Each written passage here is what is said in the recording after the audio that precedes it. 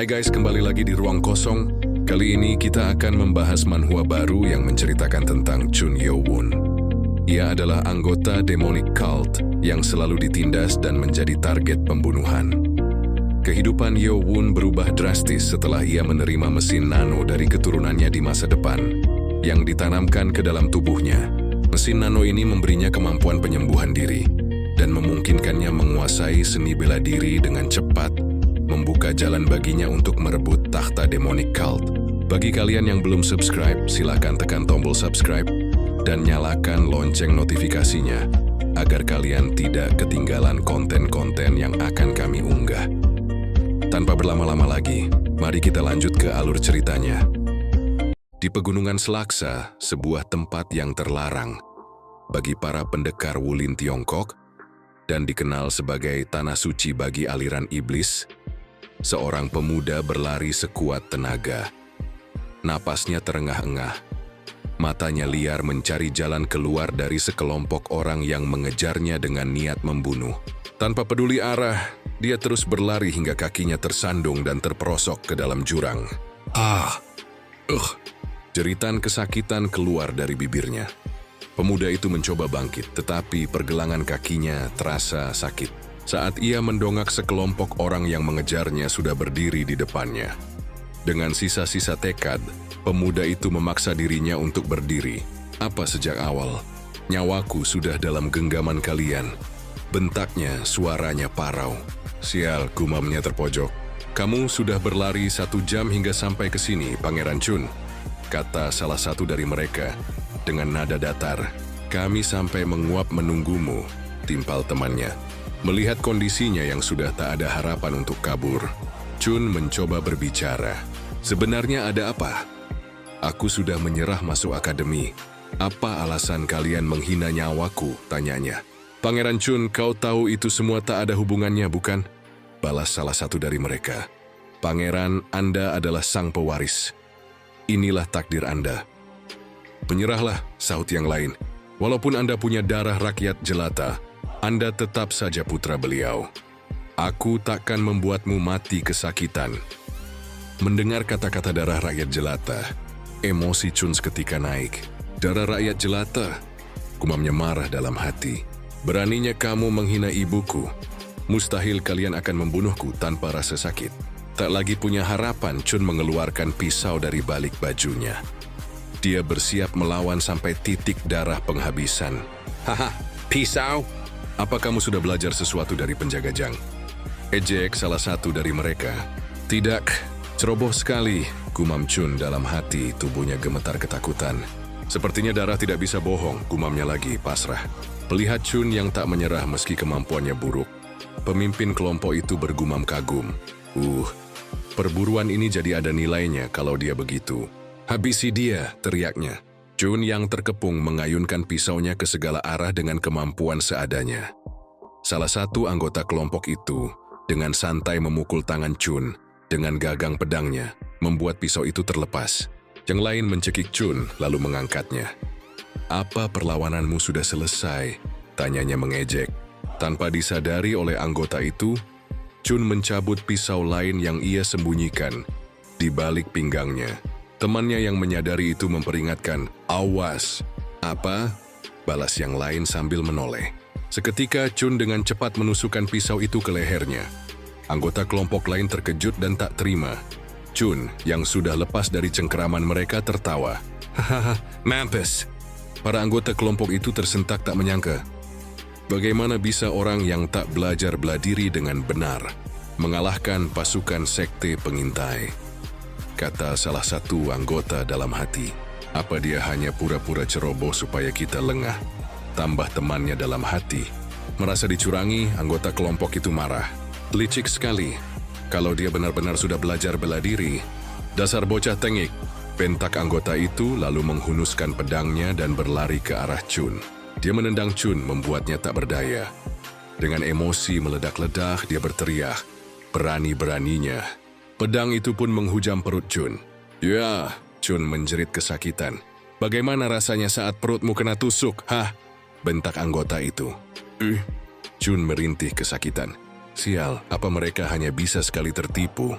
Tak apa, aku sudah membunuh satu orang, gumam Chun pasrah. Pelan-pelan, matilah dengan menyakitkan, kata anggota itu sambil menginjak perut Chun. Teman anggota itu merasa iba. Aku tak begitu suka cara itu. Tapi, tak ada pilihan lain karena rekan kami sudah mati, gumamnya. Tiba-tiba seberkas cahaya melesat seperti peluru. Anggota yang menyiksa Chun terkejut melihat rekannya itu mati mengenaskan. Suasana sangat mencekam. Para anggota syok tak memahami situasi yang terjadi. Barusan larik cahaya putih itu. Salah satu anggota menyadari posisi penyerang rekannya. Di belakang, teriaknya. Dari kejauhan, tampak sesosok orang dengan larik cahaya biru. Pemuda berpakaian modern ini adalah cucu Chun dari masa depan. Apa itu? Baru kali ini aku melihat pakaian seperti itu. Salah satu anggota bertanya dalam benaknya. Pemuda modern itu bersiap untuk melancarkan serangan. Salah satu anggota menghunuskan pedangnya, menyerang. Siapa kamu? Teriaknya. Pemuda modern itu menanggapi dengan santai, tersenyum, dan menghilang secepat kilat. Serangan mematikan pun dilancarkan. Seketika cairan merah berhamburan, para anggota lain yang siaga dengan pedangnya ketakutan. Gumamnya mencoba mencerna apa yang dilihatnya. Apa?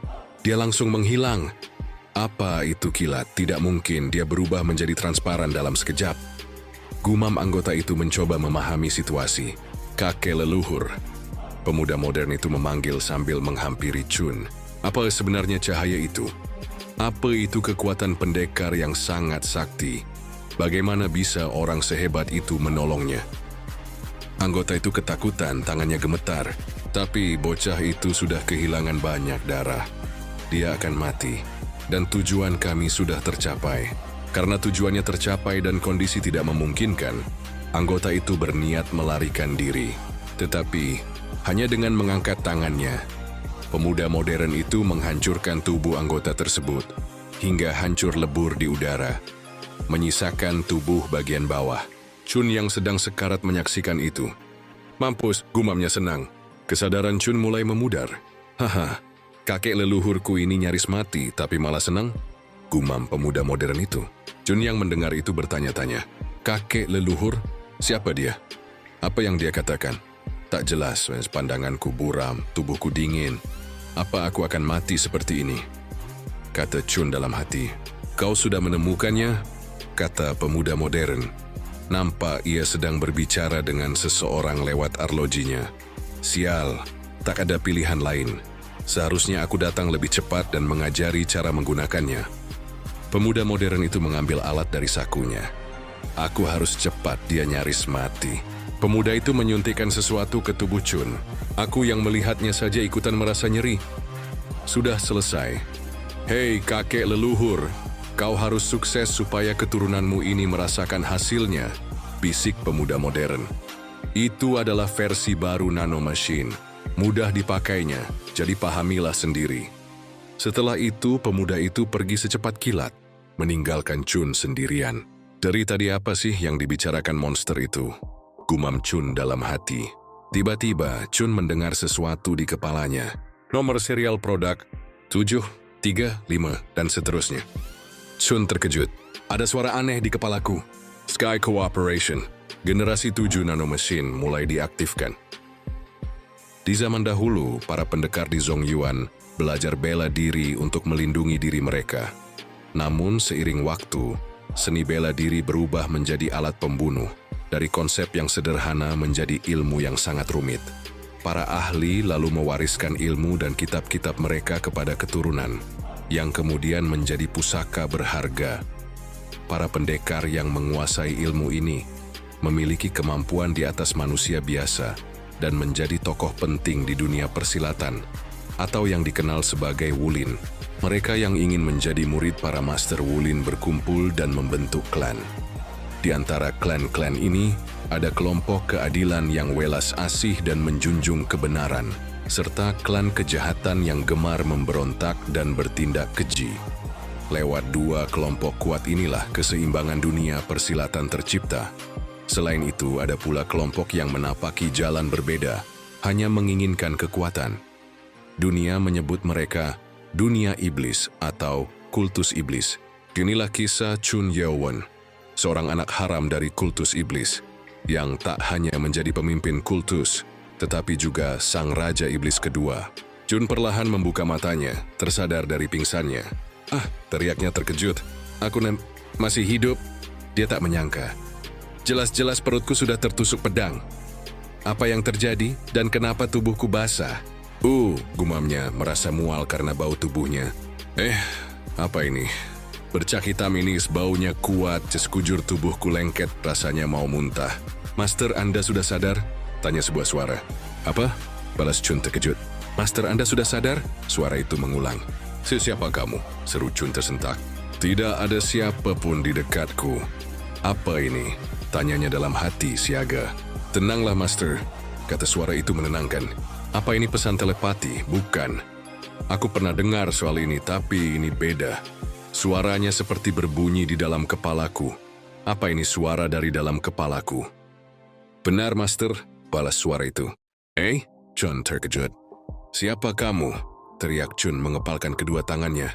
Saya tersambung dengan pusat otak Master. Suara itu menjelaskan. Saya adalah Nano Machine Sky Cooperation generasi ke-7. Siapa? Kamu bicara apa sih? Bentak Chun. Siapa kamu dan mengapa kamu begini padaku? Saya adalah Nano Machine generasi ke-7, jawab suara itu. Nano Machine, balas Chun. Benar, dia Nano Machine. Kalau dia mesin tuh, dia adalah hal yang dipuja bersama api dalam kultus iblis. Chun terduduk.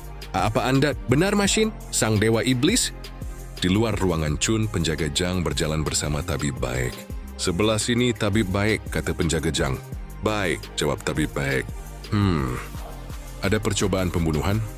Tanya tabib baik setelah mendengar cerita dari penjaga Jang. Iya, meski sejak dulu sudah ada banyak percobaan pembunuhan. Kemarin mereka sampai berani mengelabui saya, jawab penjaga Jang kesal. Mereka bisa mengelabui Anda, penjaga Jang, yang seorang empuh. Hanya kelompok pengintai yang bisa melakukan itu. Beruntung sekali Pangeran Chun bisa selamat dari mereka. Timpal tabib baik.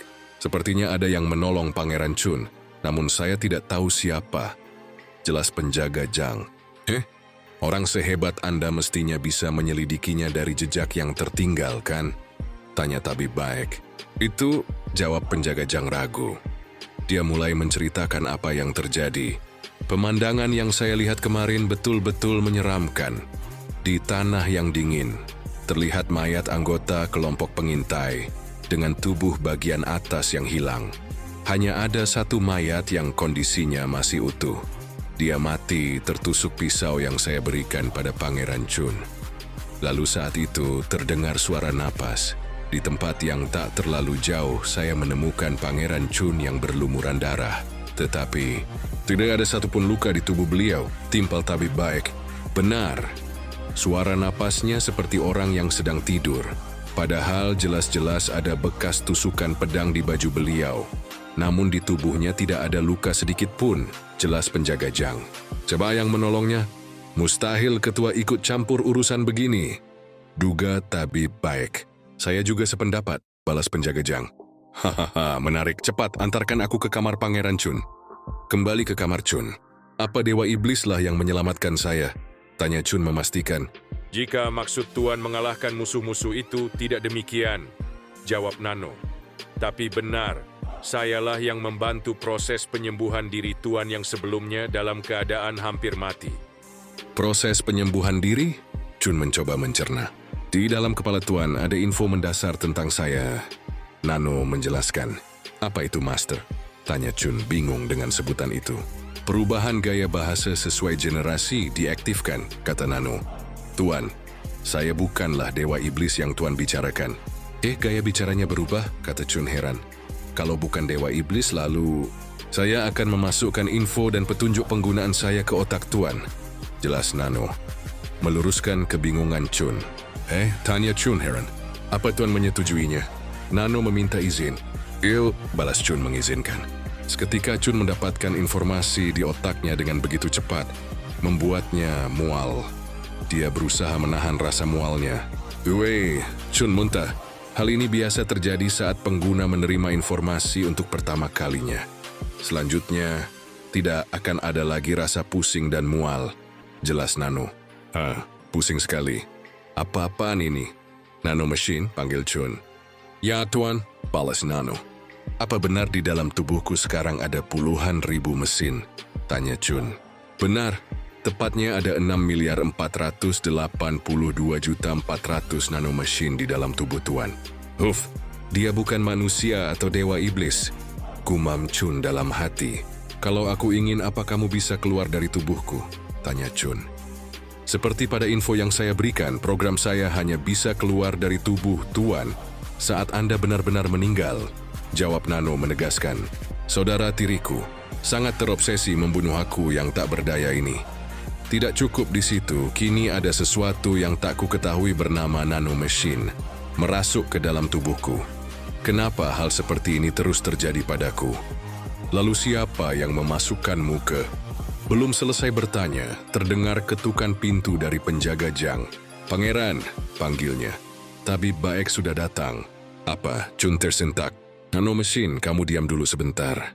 Dia akan menganggapku aneh kalau melihat aku mengobrol dengan mesin di kepalaku. Gumamnya dalam hati. Saya bisa berkomunikasi hanya dengan membaca sinyal otak Anda. Timpal Nano. Ya, tapi diam dulu sebentar. Balas Chun dengan suara pelan. Sementara saya akan masuk ke mode diam. Jawab Nano. Sepertinya pangeran belum bangun, jadi tolong diobati saja. Jelas penjaga Jang. Pangeran, Anda sudah bangun? Penjaga Jang tersentak dan menghampiri Chun dengan cepat. Apa Anda baik-baik saja? Bau apa ini? Tanyanya mencium bau busuk dari tubuh Chun. Aku lupa, gumam Chun. Oh, Tabib Baek menanggapi. Pangeran Chun, kita pernah bertemu, kan? Iya.